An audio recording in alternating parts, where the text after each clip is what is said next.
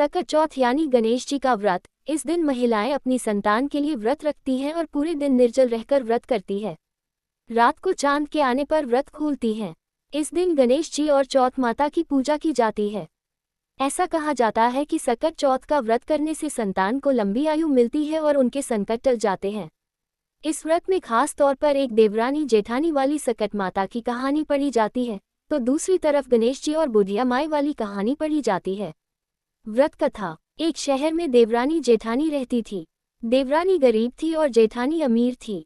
देवरानी हमेशा गणेश जी का पूजन और व्रत करती थी। देवरानी का पति जंगल से लकड़ी काटकर बेचता था। देवरानी घर का खर्च चलाने के लिए जेठानी के घर काम करती थी और शाम को बचा हुआ खाना लेकर जाती थी। देवरानी ने माघ महीने में गणेश जी का सकट चौथ का व्रत रखा। उसके पास पैसे नहीं थे, इसलिए उसने तिल व गुड़ लाकर तिलकुट्टा बनाया। पूजा करके चौथ माता की कथा सुनी और जेठानी के यहाँ काम करने चली गई। सोचा शाम को चंद्र को अर्घ्य देकर जेठानी के यहाँ से लाया खाना और तिलकुट्टा खाएगी। शाम को जब जेठानी के घर खाना बनाया तो जेठानी का व्रत होने के कारण सभी ने खाना खाने से मना कर दिया। अब देवरानी ने जेठानी से बोला, आप मुझे खाना दे दो जिससे मैं घर जाऊं। इस पर जेठानी ने कहा कि आज तो किसी ने भी अभी तक खाना नहीं खाया, तुम्हें कैसे दे दूं? तुम सवेरे ही बचा हुआ खाना ले जाना। देवरानी उदास मन से घर चली आई। देवरानी के घर पर पति बच्चे सब आस लगाए बैठे थे कि आज तो त्योहार है, इसलिए कुछ पकवान आदि खाने को मिलेगा। लेकिन जब बच्चों को पता चला कि आज तो रोटी भी नहीं मिलेगी तो बच्चे रोने लगे। उसका पति भी बहुत क्रोधित हो गया और कहने लगा कि दिन भर काम करने के बाद भी वह 2 रोटियां नहीं ला सकती। वह बेचारी गणेश जी को याद करती हुई रोते रोते पानी पीकर सो गई। उस दिन सकट माता बुढ़िया माता का रूप धरकर देवरानी के सपने में आई और कहने लगी, सो रही है या जाग रही है? वह बोली, कुछ सो रहे हैं, कुछ जाग रहे हैं। बुढ़िया बोली, भूख लगी है, खाने के लिए कुछ दे। देवरानी बोली, क्या दूं? मेरे घर में तो अन्न का एक दाना भी नहीं है। जेठानी बचा खुचा खाना देती थी, आज वो भी नहीं मिला। पूजा का बचा हुआ तिलकुटा छीके में पड़ा है, वही खा लो। सकट माता ने तिलकुट खाया और उसके बाद कहने लगी, निमटाई लगी है। कहाँ निमटे? उसने कहा, ये खाली झोपड़ी है, आप कहीं भी जा सकती हो, जहाँ इच्छा हो वहाँ निमट लो। फिर सकट माता बोली, अब कहाँ पहुँचूं? अब देवरानी को बहुत गुस्सा आया कि उन्हें कब से परेशान किए जा रही है, सो बोली कि मेरी साड़ी से पोंछ लो। देवरानी जब सुबह उठी तो ये देखकर हैरान रह गई कि पूरा घर हीरों और मोतियों से जगमगा उठा है। उस दिन देवरानी जेठानी के काम करने नहीं गई। जेठानी ने कुछ देर तो राह देखी, फिर बच्चों को देवरानी को बुलाने भेज दिया। जेठानी ने सोचा कल खाना नहीं दिया था, इसीलिए शायद देवरानी बुरा मान गई होगी।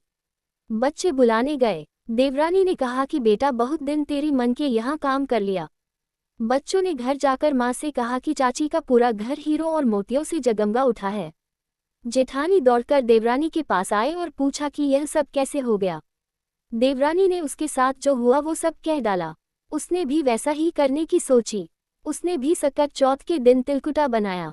रात को सकट माता उसके भी सपने में आई और बोली, भूख लगी है, मैं क्या खाऊं? जेठानी ने कहा कि आपके लिए छीके में रखा है, फल और मेवे भी रखे हैं, जो चाहे खा लो। सकट माता बोली, अब निपटे कहाँ? जेठानी बोली, मेरे इस महल में कहीं भी निपट लो। फिर उन्होंने बोला कि अब पोंछूं कहाँ? जेठानी बोली, कहीं भी पोंछ लो। सुबह जब जेठानी उठी तो घर में बदबू गंदगी के अलावा कुछ नहीं थी। हे सकट माता, जैसे आपने देवरानी पर कृपा की वैसी सब पर करना। दूसरी कहानी। एक बुढ़िया थी, वह बहुत ही गरीब और दृष्टिहीन थी। उसके एक बेटा और बहू थे। वह बुढ़िया सदैव गणेश जी की पूजा किया करती थी। एक दिन गणेश जी प्रकट होकर उस बुढ़िया से बोले, बुढ़िया माँ, तू जो चाहे सो मांग ले।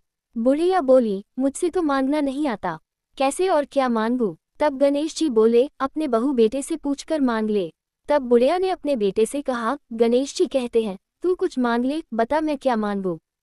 पुत्र ने कहा, माँ तू धन मांग ले। बहू से पूछा तो बहू ने कहा, नाती मांग ले। तब बुढ़िया ने सोचा कि ये तो अपने अपने मतलब की बात कह रहे हैं।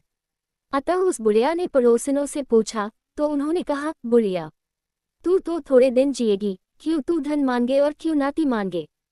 तू तो अपनी आंखों की रोशनी मांग ले, जिससे तेरी जिंदगी आराम से कट जाए।